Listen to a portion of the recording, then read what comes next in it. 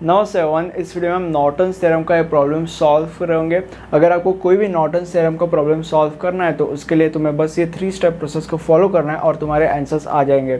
सबसे पहले क्वेश्चन को पढ़ा जाएगा, find the value of current flowing through 2 ohm resistor. मतलब ये जो 2 ओम रजिस्टर दिख रहा है इसके थ्रू जो भी करंट फ्लो हो रहा है उसकी वैल्यू तुम्हें निकालनी है और ये तुम्हें नॉर्टन्स थ्योरम की मदद से करना है। कैसे करेंगे? Step number 1 calculate I N. यहाँ पे मैं सबसे पहले लिखूंगा step number 1 calculating I N.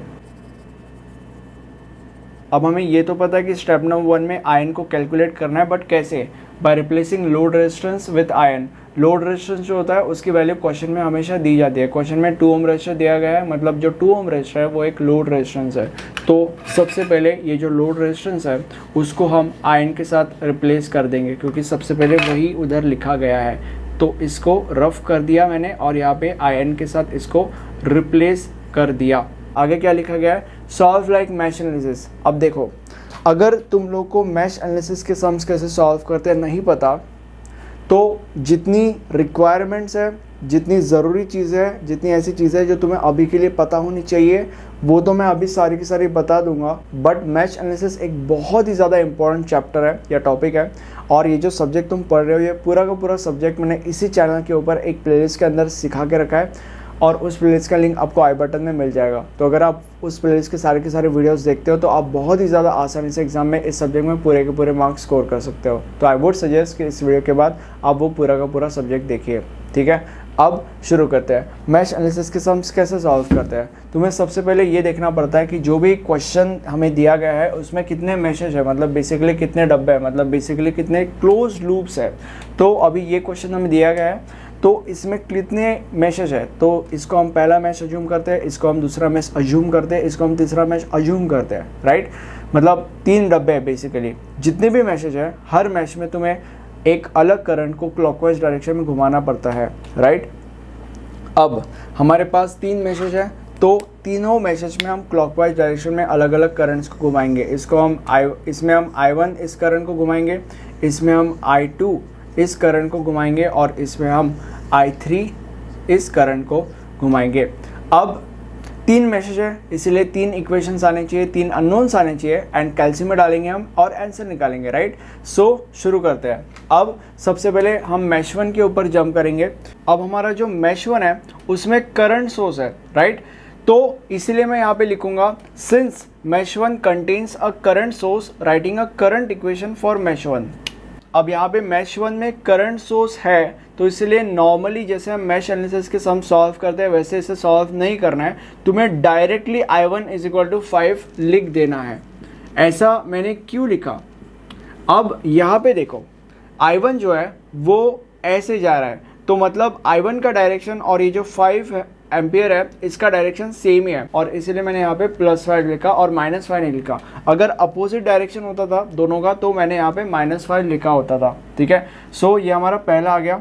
अब हमारा मैश 1 का कार्यक्रम हो चुका है, मैश 2 के कार्यक्रम के ऊपर जंप करेंगे। अब मैश 2 में कोई भी प्रकार का करंट सोर्स नहीं है तो यहाँ पे हम लिख सकते हैं या नॉर्मली मैश एनालिसिस के सम जैसे सॉल्व करते हैं वैसे हम इसको सॉल्व कर सकते हैं। तो यहाँ पे मैं लिखूंगा अप्लाइंग KVL टू मैश 2। अब नॉर्मली कैसे सॉल्व करते हैं? उस फॉर्मूले को यूज करके। वो फॉर्मूला क्या है? नंबर इंटू बड़ा माइनस छोटा। अब क्योंकि मैश 2 के लिए हमें इक्वेशन निकालना है इसलिए हमें I2 को घुमाना पड़ेगा, राइट। तो अभी I2 में कितना रेजिस्टेंस है? 1 2 3 रेजिस्टेंस है। सबसे पहले इसको पकड़ेंगे। फॉर्मूला क्या है? नंबर इंटू बड़ा माइनस छोटा। नंबर मतलब क्या है? नंबर 5। तो 5 इंटू बड़ा माइनस छोटा। बड़ा मतलब जिसको हम घुमा रहे हैं, तो हम I2 को घुमा रहे हैं इसलिए यहाँ पे I2 लिखा जाएगा, माइनस छोटा। छोटा मतलब जिसके साथ बड़ा बैट शेयर कर रहा है, तो यहाँ पे I2 जो है वो विद रिस्पेक्ट टू 5 I1 के साथ बैट शेयर कर रहा है इसलिए यहाँ पे I1 लिखा जाएगा। प्लस आगे बढ़ते हैं, इस रेजिस्टर को पकड़ते हैं 10 मतलब नंबर, राइट, इंटू बड़ा माइनस छोटा। बड़ा मतलब जिसको हम घुमा रहे हैं तो I2 को हम घुमा रहे हैं इसलिए I2 माइनस छोटा मतलब जिसके साथ बड़ा बैट शेयर कर रहा है, तो I2 विद रिस्पेक्ट टू 10 किसी के साथ कुछ शेयर नहीं कर रहा है इसलिए यहाँ पे कुछ लिखने की ज़रूरत नहीं है, I2 ही आएगा, राइट। और उसके बाद थर्ड रेजिस्टर है मतलब 3, तो यहाँ पे आगे 3 आएगा नंबर इंटू बड़ा माइनस छोटा। बड़ा मतलब जिसको हम घुमा रहे हैं तो I2 को हम घुमा रहे हैं इसलिए यहाँ पे I2 माइनस छोटा मतलब जिसके साथ बड़ा बैट शेयर कर रहा है, तो I2 जो है विद रिस्पेक्ट टू 3 I3 के साथ बैट शेयर कर रहा है इसलिए यहाँ पे I3 and is equal to voltage voltage अभी मैश 2 में वोल्टेज सोर्स है क्या? हाँ है, तो यहाँ पे मैं लिखूंगा -10। -10 क्यों लिखा? क्योंकि जो I2 है वो ऐसे घूम रहा है, राइट? तो बड़ा डंडा मतलब प्लस होता है, छोटा डंडा मतलब माइनस होता है। तो I2 बड़े डंडे से होकर छोटे डंडे से होकर आगे जा रहा है, तो आखिरी में नेगेटिव माइनस से होकर के आगे गया, इसलिए यहाँ पे मैंने -10 लिखा। सॉल्व किया जाएगा, that is 5I2 minus 5I1 plus 10I2 plus 3I2 minus 3I3 is equal to -10। I1 के terms that is -5I1, then I2 के terms that is 5 plus 10 15 and 15 plus 3 18 plus 18 I2, और I3 के टर्म्स एक ही है, that is -3I3 is equal to -10। अब ये हमारा इक्वेशन नंबर 2। अब हम क्या करते हैं, इसको इसमें सब्स्टिट्यूट करते हैं, सब्स्टिट्यूटिंग इक्वेशन 1 in 2। अब अगर 5 की वैल्यू I1 की जगह पे मैंने रख दी तो इट वुड बी -25, और -25 अगर उधर गया तो it would be +25, right? So यहाँ पे मैं लिखता हूँ 18I2 minus 3I3 is equal to -10 plus 25 that is +15, और ये हमारा इक्वेशन नंबर 3 होगा।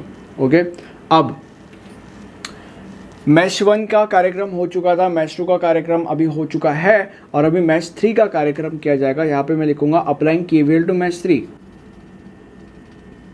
सो वही पैतरा आजमाएंगे। सबसे पहले मैश 3 में अभी कितने रेजिस्टेंस सोर्स है? एक ही है, तो इसी के ऊपर वो फॉर्मूला अप्लाई किया जाएगा, नंबर इंटू बड़ा माइनस छोटा, नंबर 3 है। बड़ा अभी मैश 3 के लिए कर रहे हैं तो I3 को घुमाना पड़ेगा, तो I3 हम घुमा रहे हैं, बड़ा मतलब जिसको हम घुमा रहे हैं, तो I3 को हम घुमा रहे हैं। I3 माइनस छोटा मतलब जिसके साथ बड़ा बैठ कर रहा है, तो I3 जो है वो विद रिस्पेक्ट टू 3 I2 के साथ बैठ कर रहा है, इसलिए यहाँ पे I2 एंड बस इतना ही है, इज इक्वल टू वोल्टेज। अब इसमें वोल्टेज सोर्स है क्या? हाँ है, इसलिए मैं यहाँ पे +20 लिखूंगा। +20 क्यों लिखा? क्योंकि जो I3 है वो ऐसे घूम रहा है, राइट? तो माइनस से होकर के प्लस से होकर के आगे गया, तो आखिर में प्लस से होकर के आगे गया था, इसलिए यहाँ पे +20 लिखा गया। सो सॉल्व करेंगे, 3I3 minus 3I2 is equal to 20, और ये हमारा इक्वेशन नंबर 4 होगा। अब यहाँ पे देखो, I1 की वैल्यू हमें मिल चुकी है, I2 और I3 की वैल्यू हमें निकालनी है। 2 इक्वेशंस, 2 अननोन्स, कैल्शियम में डालो, आंसर निकालो। तो हमारा कैल्शियम मेनू में जाएंगे, उसके बाद इक्वेशन फंक्शन, उसके बाद 1 and 2, क्योंकि 2 इक्वेशन 2 अननोन है, तो पहले इक्वेशन में 18, उसके बाद -3, देन उसके बाद 15। अब सेकेंड इक्वेशन में -3I2 है, तो इसलिए -3, उसके बाद 3I3 है, इसलिए 3, उसके बाद 20 एंड इज इक्वल टू क्या आंसर? 2.33 एंड 9। अब हमें I1, I2 और I3 की वैल्यू मिल तो चुकी है, बट अभी भी हमें नहीं पता कि IN की वैल्यू क्या है, राइट? सो अभी यहाँ पे अगर तुमने ध्यान से देखा तो IN के थ्रू I3 गुजर है, राइट? तो मतलब जो भी I3 की वैल्यू होगी वही IN की वैल्यू होगी, और इसीलिए हम लिखते हैं IN is equal to I3 and is equal to I3 की वैल्यू दैट इज 9 एम्पियर, और ये आपका स्टेप 1 का फाइनल आंसर होगा। अब स्टेप 2 के ऊपर जंप करते हैं। स्टेप 2 में हम क्या करेंगे? RN को कैलकुलेट करेंगे। कैसे करेंगे? जो भी ये है इसमें वोल्टेज सोर्स को शॉर्ट सर्किट कर देंगे और करंट सोर्स को ओपन सर्किट कर दिया जाएगा, और उसके बाद सीरीज पैरेलल के मेथड से सॉल्व किया जाएगा। अब मैं क्या करता हूँ, यहाँ तक रफ कर देता हूँ ताकि हमें थोड़ा सा स्पेस मिलेगा, राइट? एंड देन उसके बाद आगे हम कंटिन्यू करेंगे। अब यहाँ पे देखो, जितने भी वोल्टेज सोर्सेज है, सारे के सारे वोल्टेज सोर्सेज को हमने शॉर्ट सर्किट से रिप्लेस कर दिया है। वहाँ पे IN की जगह पे RN लिखा है, क्योंकि RN की वैल्यू ही हमें निकालनी है, और जो एक करंट सर्किट था हमारे पास उसको ओपन सर्किट ही कर दिया है, मतलब बेसिकली ओपन सर्किट से रिप्लेस कर दिया है, राइट?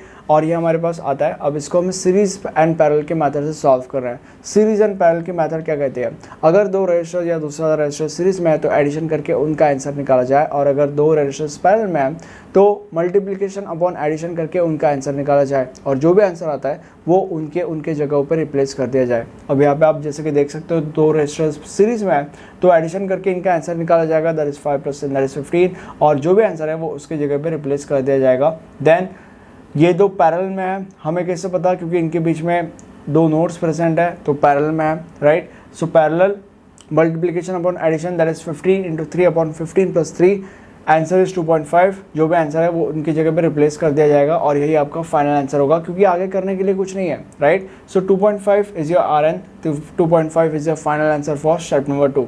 अब स्टेप 1 हो गया, स्टेप 2 हो गया, स्टेप नंबर 3 में हमें क्या करना है? हमें बस ये डिफॉल्ट डायग्राम ड्रॉ करना है यहाँ पे, राइट? एंड इस फॉर्मूले में बस वैल्यूज डालनी है और आंसर निकालना है। अब मैं क्या करता हूँ, इसको रफ कर देता हूँ और यहाँ पे एक डिफ़ॉल्ट डायग्राम ड्रॉ करता हूँ एंड आगे अपना जो प्रोसेस है वो कंटिन्यू करेंगे। अब हमारा डिफ़ॉल्ट डायग्राम यहाँ पे मैंने ड्रॉ कर दिया है, बट एक चीज़ आपको समझने की ज़रूरत है कि ये एग्जैक्टली डिफ़ॉल्ट डायग्राम नहीं है। यहाँ पे आयन जो है हमारा वो +9 आया, इसलिए मैंने यहाँ पे +9 लिया और एरो ऐसा ऊपर का लिया। अगर यहाँ पे आयन -9 आया होता था तो यहाँ पे मैंने आयन +9 ही लिखा होता था, बट ये जो एरो है वो नीचे का आता था, राइट। ये चीज़ आपको ध्यान में रखने की ज़रूरत है। अगर आप एग्ज़ाम में आने वाले सम्स और ज़्यादा प्रैक्टिस करोगे तो आपको सारी की सारी चीज़ें पता चल जाएगी। सारे के सारे सम्स नोट्स मैंने डाल के रखे, तो आपको कोई टेंशन लेने की ज़रूरत नहीं है, राइट। एंड ये हमारा फॉर्मूला है, इसमें आपको वैल्यूज डालनी है। आयन का वैल्यू हमारा 9 आया था, तो 9 × Rn is 2.5 which is this, यहाँ पे हमने कैलकुलेट किया था, अपॉन Rn प्लस RL मतलब लोड रेजिस्टेंस जो हमें क्वेश्चन में दिया गया था। तो अगर कैलकुलेट किया तो 5 एम्पियर आएगा और उसके बाद आपको लिखना है the value of current flowing through 2 ohm resistor is 5 ampere, और वही आपका फाइनल आंसर होगा।